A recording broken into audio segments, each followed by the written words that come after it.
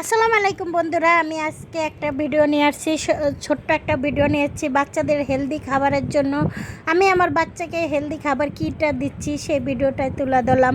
বন্ধুরা, বাচ্চারা বাইরে গেলে খুব বায়না করে চিপস দাও, এটা দাও, সেটা দাও। তারা খেয়ে অনেক পেটের ভিতরে প্রবলেম তৈরি করে।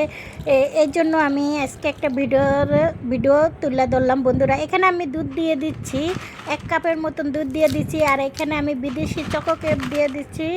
আর এই খাবারটা খেলে বাচ্চাদের পেটটাও ভালো থাকবো, স্বাস্থ্যটাও খুবই ভালো থাকবো। বাচ্চারা খেতে অনেক মজা লাগবে। আর এটার ভিতরে পুষ্টির গুণাগুণ অনেক বেশি।